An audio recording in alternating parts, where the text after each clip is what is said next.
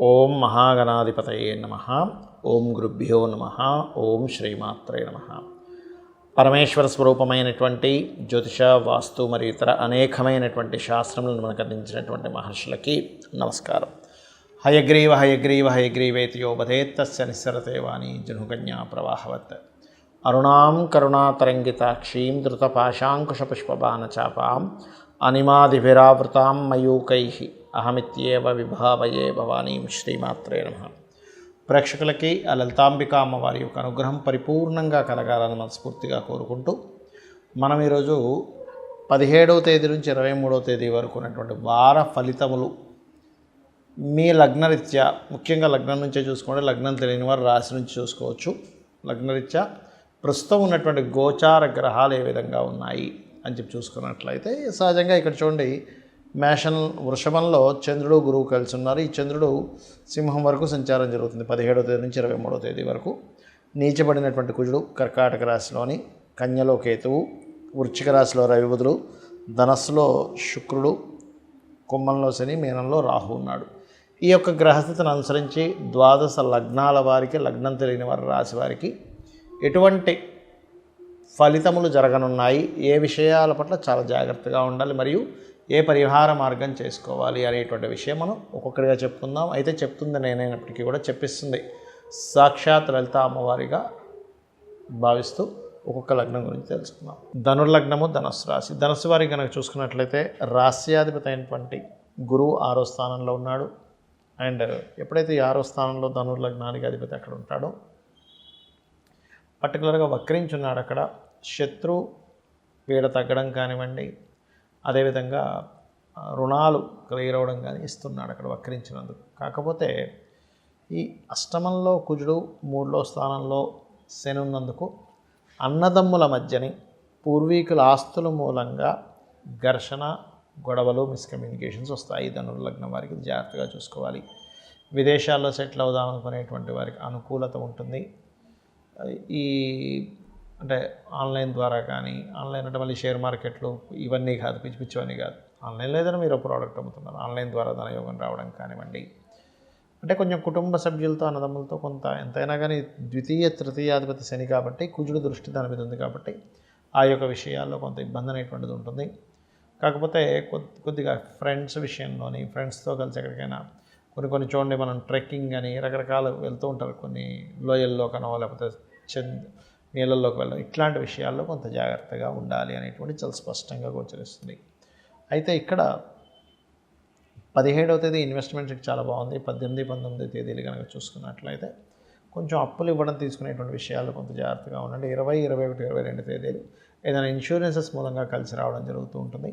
అయితే మీకు దశమస్థానంలో కేతు ఉన్నందుకు కాస్త ఉద్యోగ సంబంధించినటువంటి విషయాల పట్ల కాస్త జాగ్రత్తగా ఉండండి. అదేవిధంగా గణపతి ఆరాధన చేసుకుని కాస్త ఉద్యోగంలో ఏదైనా కొంత స్ట్రెస్, ఇబ్బంది వస్తే కనుక గణపతిని ఎక్కువగా ఆరాధించండి, అన్ని విధాలా బాగుంటుంది. అయితే ఇక్కడ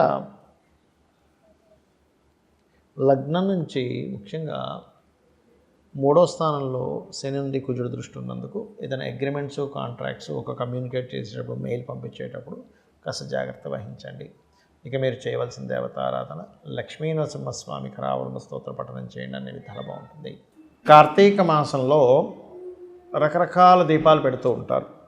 ఎందుకంటే కార్తీక మాసంలో చేసేటువంటి దీపారాధన కావచ్చు, దీపదానం కావచ్చు, అభిషేకాలు కావచ్చు, అమోఘమైనటువంటి ఫలితాలు ఇస్తాయని చెప్పి మనకి వాయు పురాణంలో కానీ రకరకాల పురాణాలు చెప్పడం జరిగింది. అయితే ఇక్కడ ఒక్కొక్క దీపము ఒక్కొక్క సంబంధించినటువంటి ఫలితాన్ని ఇస్తుంది. ఎలాగా అంటే, ఇప్పుడు కార్తీక మాసంలో చూడండి, కొబ్బరికాయ కొట్టి కొబ్బరికాయ లోపల నెయ్యిని వేసి దీపం ఇస్తూ ఉంటారు. అది చాలామంది అడుగుతుంది ఏంటంటే, ఏమండి అక్కడ పచ్చి కొబ్బరికాయ కొట్టాలా, ఎండి కొబ్బరికాయలు ఇవ్వాలా అని. కానీ పచ్చి కొబ్బరికాయనే కొట్టినటువంటి దాంట్లో ఇస్తుంది. కొబ్బరి నీళ్ళు, మన నీళ్ళని తీసేసిన తర్వాత, కొబ్బరికాయ కొట్టిన తర్వాత ఆ కొబ్బరికాయలో కొబ్బరి నూనె కానీ నెయ్యి కానీ వేసి ఆ యొక్క పరమేశ్వరుడికి, విష్ణువుకి భావన చేసుకుంటూ మీరు కనుక దీపం కనుక వెలిగించినట్లయితే ఖచ్చితంగా ఆగిపోయిన పనులు కాస్త మూమెంట్ వస్తుంది, కదులుతాయన్నమాట. అలాగే మరి కొంతమంది నిమ్మకాయ దీపాలు పెడుతూ ఉంటారు. నిమ్మకాయ దీపం అనేటువంటిది కట్ చేసి చక్కగా దాన్ని నిమ్మకాయ రసం తీసి దాన్ని తిరగేసి దాంట్లో నూనె కానీ నెయ్యి కానీ వేసి పెడతారు. దానివల్ల ఏమిటంటే ఏదైనా చూడండి ఒక్కోసారి అంటూ ఉంటారు, ఏదో నాకు ఏదో నెగిటివ్గా అనిపిస్తుంది, సంథింగ్ నెగిటివ్ ఎనర్జీ నాలో ఉందని, లేకపోతే ఏదో భయాలు వస్తూ ఉంటాయి కొంతమందికి. అలా భయపడుతున్నటువంటి వారు చక్కగా ఆ దీపాలని వెలిగించి దుర్గానామాన్ని కనుక ఈ యొక్క కార్తీక మాసంలో చేసినట్లయితే 100% అంటే ఓం ధుమ్ దుర్గాయ నమః అనే నామస్మరణ కనుక చేసినట్లయితే అనవసరమైనటువంటి నెగిటివ్ ఎనర్జీస్ మీకు ఏదైనా దగ్గరలో ఉన్నా సరే పోవడం జరుగుతుంది. దుర్గా మంత్రం వల్ల ధైర్యం పెరుగుతుంది. మరి కొంతమంది పిడకల్లో అంటే ఇది మన పిండితో తయారు చేసినటువంటి దాంతో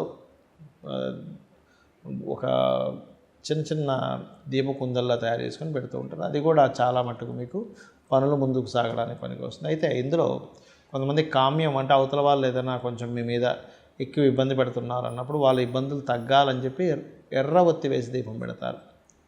వీటితో పాటు ఇంకొక విషయం ఏంటంటే ఇక్కడ చాలామంది అడుగుతుంది ఏమిటంటే, ఏమంటే ఒకసారి మట్టి దీపం వాడింది మళ్ళీ వాడకూడదు కదా అంటుంటారు. అంటే ఏమిటి, ఈ మట్టి దీపాన్ని కడగకుండా యాజ్ ఇట్ ఈజ్ అలాగే మళ్ళీ దీపం పెట్టకూడదు, అలా వాడొద్దు అన్నారు. కానీ మట్టి దీపాన్ని ఒకరోజు వాళ్ళు వాడాము, రేపు మళ్ళీ దీపం పెడుతున్నాం అనుకోండి, దాన్ని చక్కగా కాల్చి కానీ లేకపోతే వేడి నీళ్ళతో కడిగి కానీ నీట్గా తుడిచి మళ్ళీ వాడచ్చు. అంతేగాని యాజ్ ఇట్ ఈజ్గా ఆ దీపాన్ని ఏమీ కడగకుండా ఏం చేయకుండా అలాగే తీసుకెళ్ళి మళ్ళీ ఒత్తిని, ఇంకా చెప్పాలంటే అందులో ఉన్న ఒత్తికే మళ్ళీ వెలిగిస్తారు కొంతమంది తెలియక, అలా చేయకూడదు. ఇందులో పౌర్ణమి నాడు మనకి కార్తీక పౌర్ణమి నాడు 360 ఒత్తులు వెలిగిస్తారు. 360 కొంతమంది 365 ఒత్తులు ఉన్నటువంటి దాన్ని వెలిగిస్తారు. ఎందుకు వెలిగిస్తారంటే నిత్య దీపారాధన ఎవరైతే చేస్తారో వాళ్ళకి దేవతా రక్షణ ఎక్కువగా ఉంటుంది, దేవత కాపాడుకుంటూ ఉంటుంది వాళ్ళని. కొన్ని సందర్భాల వల్ల మనకి ఇంట్లో ఏదైనా కొన్ని సిచ్యువేషన్ సరిగ్గా లేకపోవడం వల్ల, ఊరు వెళ్ళడం వల్ల, ఇంకేదైనా కారణం అనారోగ్యం వల్ల ఒక్కోసారి దీపం పెట్టము. అలాంటప్పుడు అలా ఏదైనా మిస్ అయినటువంటి దోషము కలగకుండా ఉండడం కోసం 360 దీపాలు ఒత్తులకు సంబంధించిన దీపం కార్తీక పౌర్ణమి రోజు పెడతారు. అదేవిధంగా కార్తీక మాసంలో ఉదాహరణకి మీ జన్మజాతకంలో రవి బాగోలేడు అంటే సన్ బాగోపోవడం వల్ల ప్రమోషన్స్ రాకపోవడం గట్రా జరుగుతుంది. సూర్య ఆరాధన ఎక్కువగా చేయండి కార్తీక మాసంలో, ఖచ్చితంగా ప్రమోషన్స్ రావడం, సంతాన యోగం కలగడం. సూర్యుడికి గురువుకి కనుక చేసుకున్నట్లయితే సంతాన యోగం కూడా కలుగుతుంది. అంటే కొంతమందికి పంచమ స్థానం పాడైంది అనుకోండి, సంతానం విషయంలో ఇబ్బంది వస్తూ ఉంటుంది, అలా చూసుకోండి. వ్యాపారాలు మీకు కలిసి రావట్లేదు అంటే లాభస్థానము బుధుడు పాడయ్యని అర్థం మీ జన్మజాతకం. అలాంటప్పుడు ఈ కార్తీక మాసంలో బిల్వపత్రం నీటితో శివాభిషేకం చేయండి. అదేవిధంగా విష్ణు సహస్రనామాలు కూడా చదవండి. మరి కొంతమందికి మానసిక స్ట్రెస్ ఎక్కువగా ఉంటూ ఉంటుంది, అలాంటి వారికి చంద్రుడు పాడవుతాడు, 4వ స్థానాధిపతి పాడవుతారు జన్మజాతకంలో. అలాంటప్పుడు ఈ కార్తీక మాసంలో చక్కగా మీరు చంద్రుడికి సంబంధించిన అంటే ఏమిటి, పాలు కానీ పెరుగు కానీ, పాలు పెరుగు చక్కెర అంటే పంచామృతాలు కలిపి కూడా స్వామివారికి అభిషేకం చేసినట్లయితే, అదేవిధంగా ధ్యానంలో నమఃశివాయ ఓం నమో నారాయణాయ అనే నామస్మరణ కనుక చేసినట్లయితే ఖచ్చితంగా మానసికంగా ఉన్నటువంటి రుగ్మతలు, మానసిక స్ట్రెస్ అనేటువంటిది తగ్గుతుంది.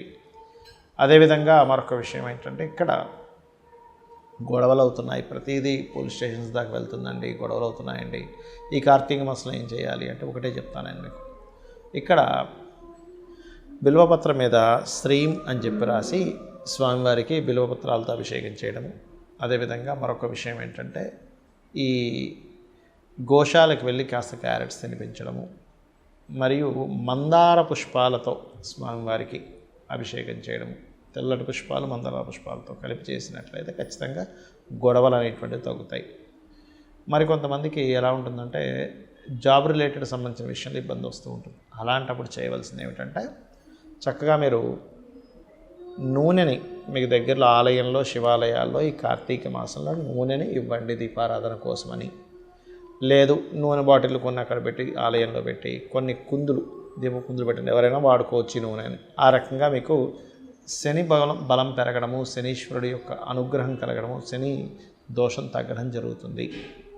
అలాగే మరొక విషయం ఏంటంటే ఇక్కడ అనవసరమైన భయాలు ఎక్కువగా ఉన్నాయి అనుకునేటువంటి వారు దుర్గానామాన్ని, దుర్గా హోమాన్ని ఈ కార్తీక మాసంలో కనుక చేసినట్లయితే ఖచ్చితంగా శత్రుపీడ భయము పోతుంది.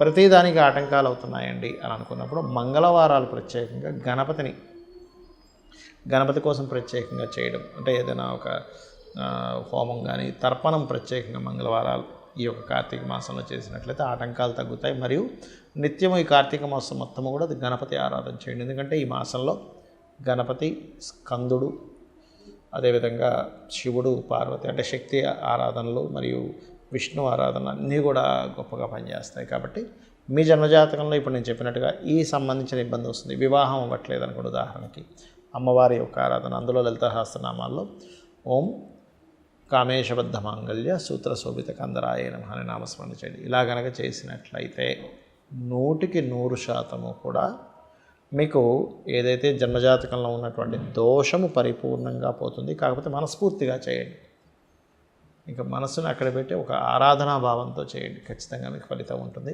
ఫలితం ఉండాలని మనస్ఫూర్తిగా కోరుకుంటూ శ్రీమాత్రే నమః.